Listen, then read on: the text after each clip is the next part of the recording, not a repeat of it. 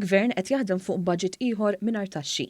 Fil-waqt li kawża tal-pandemija pajjiżi akbar qed jimponu taxxi ġodda fuq il-poplu, f'intervista fuq One Radio il-Ħadd filgħodu il-Prim Ministru Robert Abela wieħed li l-Gvern Malti mhux se jwieġeb b'awsterità wara l-għajnuna illi ilu jagħti tul il-pandemija. F'dan il-pajjiż it-taxxi mhux se jolew. U qed naraw li x'qed jagħmlu gvernijiet oħra, qed jollu l-vat, qed jollu t-taxxa fuq in-negozji, it-taxxi fuq il-fuel u anke fuq id-dawl. Hawnhekk diġà qed naħdmu fuq budget bla taxxi. Fl-istess ħin imbagħad però irridu nibqgħu insostnu lil min għandu bżonn.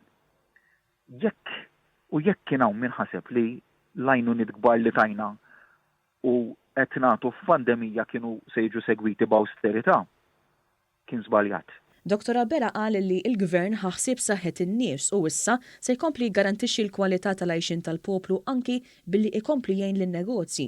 Xi ħaġa illi sa din il-ġimgħa stess komplit tiġi diskussa.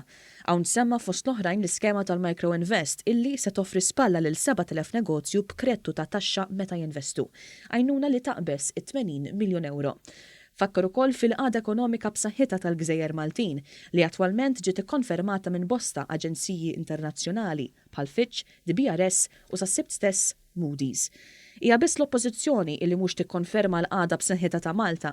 Fi kliem il-Prim Ministru l-unika konsistenza tal-Oppożizzjoni nazzjonalista hija illi ma ssib xejn tajjeb f'pajjiżna. Irid infakkar fl-aħħar amministrazzjoni nazzjonalista meta f'reċessjoni il-poplu tabba bil-piżijiet u pajjiżna laqqat id-downgrades, inkluż mill-istess aġenzija. Bir-riżultati li qed nara jien sal-lum fiduċjuż li nibqgħu mexjin fit-triq it-tajba anke għaliex is-sinjali jekk juru.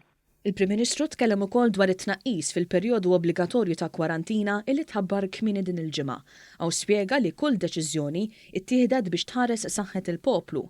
Qal illi din l-aħħar deċiżjoni ttieħdet ukoll għaliex kien hemm isserħan il-moħħ tal-esperti tas-saħħa illi hu l-mument opportun. Innota b'sodisfazzjon ukoll li anke s-sitwazzjoni fl-isptarijiet baqgħet stabbli.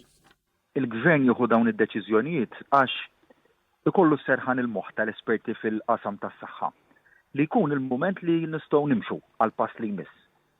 U kif jiġi dal-komfort? Jiġi għaliex mill-fatt li għandna l-popolazzjoni adulta li fil-maġġoranza assoluta tagħha qed nitkellmu s'aktar minn 86% li hija vaċċinata b'mod sħiħ. Dwar it-tnaqqis tal-obbligu tal-kwarantina għal dawk imlaqma kompletament illi ikunu f'kuntatt ma' persuna illi tirriżulta fil-pożittiv għal coronavirus, il-Prim Ministru qal li din ħallit effett pożittiv fuq il-pajjiż e kif ir-rota ekonomika qed terġa' tibda ddura n-negozji. U issa l-aktar ħaġa illi għandhom bżonn huma l-ħaddiema stess. Sfida li l-Prim Ministru qal li l-Gvern irid jeleb. Saħaq illi l-poplu se jsib gvern warajh illi jinvesti fih. Dan mhux gvern li jiġbed lejh biex jibbilanċja l-kodba. Anzi, aħna nemnu li l-miri finanzjarji nilħquhom aktar ma nislu fiduċja u ninvestu fin-nies, ninvestu fin-nies. U ninvestu f'Għawdex daqskemm f'Malta.